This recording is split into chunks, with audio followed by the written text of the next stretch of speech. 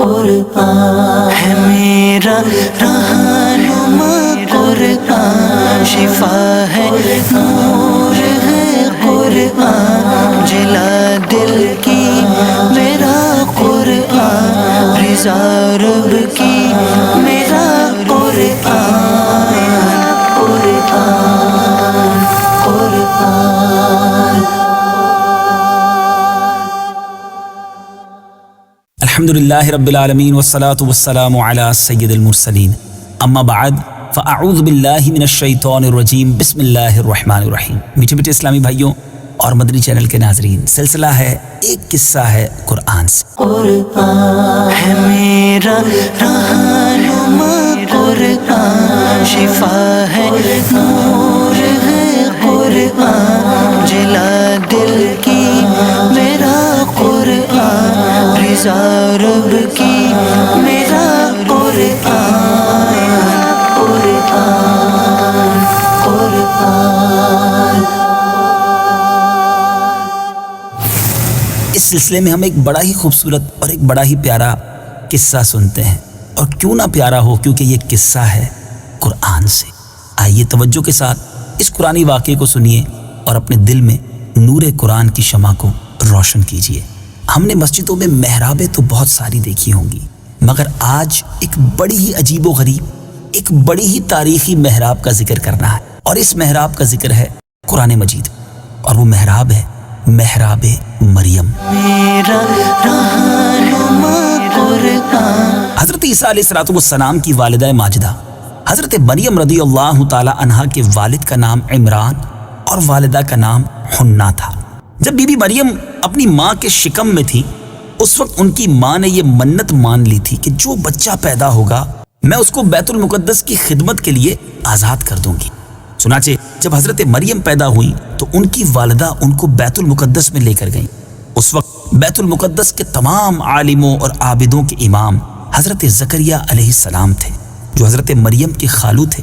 حضرت زکریا علیہ السلام نے حضرت مریم رضی اللہ تعالی عنہا کو اپنی کفالت میں اور پرورش میں لے لیا، اور بیت المقدس کی بالائی منزلوں میں تمام منزلوں سے الگ ایک محراب بنا کر حضرت مریم رضی اللہ تعالی عنہا کو اس محراب میں ٹھہرایا۔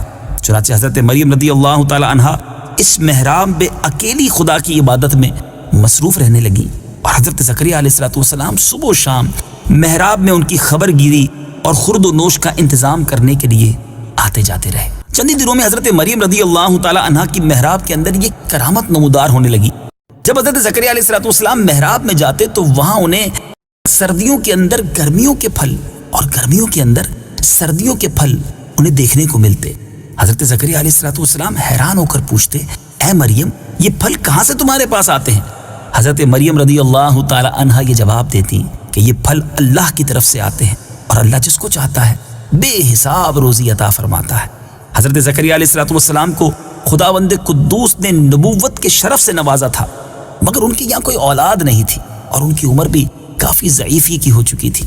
برسوں سے ان کے دل میں فرزند کی تمنا تھی، اور بارہا انہوں نے گڑ گڑا کر اللہ رب العزت کی بارگاہ میں اولاد نرینہ کی دعا بھی مانگی تھی، مگر خدا کی شان بے نیازی دیکھیں کہ ابھی تک انہیں فرزند نہیں ملا تھا۔ برسوں سے ان کے دل میں تمنا تو تھی۔ اب جب انہوں نے حضرت مریم رضی اللہ تعالیٰ عنہ کی محراب میں ایک کرامت دیکھی کہ اس جگہ بے موسم کا پھل آتا ہے، تو اس وقت ان کے دل میں یہ خیال آیا کہ میری عمر اب اتنی ضعیفی تک پہنچ چکی ہے کہ اولاد کے پھل کا موسم ختم ہو چکا ہے، مگر وہ رب جو مریم رضی اللہ تعالی عنہا کو محراب میں بے موسم کے پھل عطا کر سکتا ہے، وہ مجھے بھی بے موسم میں اولاد کا پھل عطا فرما دے گا۔ چنانچہ آپ نے محراب مریم میں دعا مانگی، اور آپ کی دعا قبول ہو گئی، اور اللہ تعالیٰ نے بڑھاپے میں آپ کو ایک فرزند عطا فرمایا، جس کا نام خود خداوند عالم نے یحییٰ رکھا، اور اللہ تعالیٰ نے ان کو بھی نبوت کا شرف عطا فرمایا۔ قرآن مجید فرقان حمید میں یہ محراب مریم کا واقعہ اور حضرت زکریا علیہ السلام کی اس مبارک دعا کا واقعہ کس پیارے انداز میں موجود ہے۔ آئیے قرآن پاک کے پارہ 3 سورہ آل عمران آیت نمبر 37 تا 39 کی تلاوت سنیے اور ترجمہ سنیے۔ فتقبلها ربها بقبول حسن وأنبتها نباتا حسنا وكفلها زكريا كلما دخل عليها زكريا المحراب وجد عندها رزقا قال يا مريم أنى لك هذا قالت هو من عند الله إن الله يرزق من يشاء بغير حساب. ترجمہ: اور زکریا کو اس کا نگہبان بنا دیا. جب کبھی زکریا اس کے پاس اس کی نماز پڑھنے کی جگہ جاتے تو اس کے پاس پھل پاتے. زکریا نے سوال کیا: اے مریم، کہ تمہارے پاس کہاں سے آتا ہے؟ انہوں نے جواب دیا: یہ اللہ کی طرف سے ہے. بے شک اللہ جسے چاہتا ہے بے شمار رزق عطا فرماتا ہے. هنالك دعا زكريا ربه قال رب هب لي من لدنك ذرية طيبة إنك سميع الدعاء. ترجمہ: وہیں زکریا نے اپنے رب سے دعا مانگی. عرض کی: اے میرے رب، مجھے اپنی بارگاہ سے پاکیزہ اولاد عطا فرما، بے شک تو ہی دعا سننے والا ہے. فنادته الملائكة وهو قائم يصلي في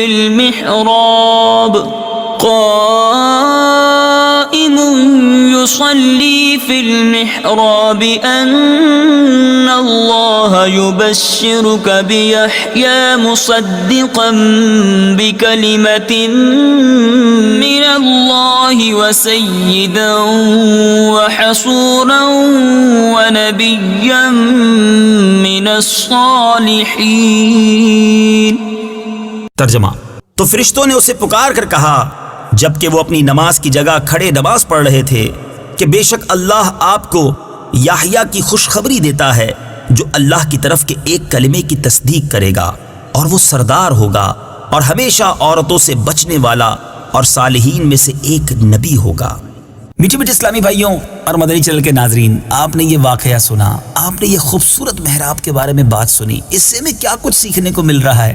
آئیے کچھ مدنی پھول قرآن پاک کے اس واقعے سے آپ کی طرف بڑھاتا ہوں. آپ بھی اپنے دل کے مدنی گلدستے میں سجاتے جائیے. واقعہ مذکورہ سے معلوم ہوا کہ حضرت مریم رضی اللہ تعالی عنہا صاحب کرامت اور مرتبہ ولایت پر فائز ہیں، کیونکہ خدا کی طرف سے ان کی محراب میں پھل آتے تھے، اور وہ بھی جاڑوں کے پھل گرمی میں، یعنی سردیوں کے پھل گرمی میں اور گرمی کے پھل سردیوں میں. یہ ان کی بہت ہی عظیم الشان اور واضح کرامت ہے، اور جو ان کی ولایت کی زبردست دلیل ہے.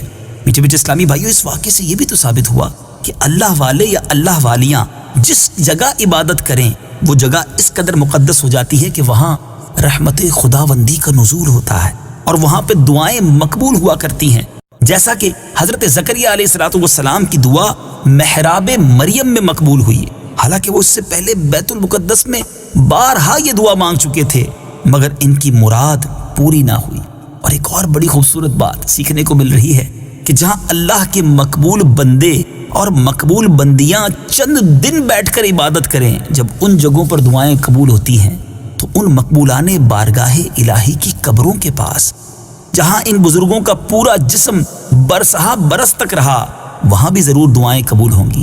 چنانچہ حضرت امام شافعی رحمۃ اللہ تعالی علیہ کا بیان ہے کہ جب کسی مسئلے کا حل میرے لیے مشکل ہو جاتا تھا تو میں بغداد جا کر حضرت امام اعظم ابو حنیفہ رحمۃ اللہ تعالی علیہ کی قبر مبارک کے پاس بیٹھ کر اپنے اور خدا کے درمیان امام اعظم کی مبارک قبر کو وسیلہ بنا کر دعا مانگتا تھا تو میری مراد براتی تھی اور مسئلہ حل ہو جایا کرتا تھا. کروڑوں شافیوں کے امام کا آپ نے عقیدہ اور انداز دیکھا. قرآن پاک ہمیں بہت کچھ سکھاتا ہے. قرآن پاک پڑھتے جائیے، سنتے جائیے، سیکھتے اور سمجھتے جائیے، اور نور قرآن سے اپنے دلوں کو منور کرتے جائیے. اللہ تعالی ہم سب کو قرآن پاک سے سچی محبت عطا فرمائے. مدنی چینل دیکھتے رہیے، انشاءاللہ بہت کچھ سیکھنے کو اور سمجھنے کا موقع ملے گا. صلو علی الحبیب صلی اللہ تعالی علی محمد صلی اللہ علیہ وسلم۔ قرآن ہے میرا رہنما، قرآن شفا ہے، نور ہے قرآن، جلا دل کی میرا قرآن، رضا رب کی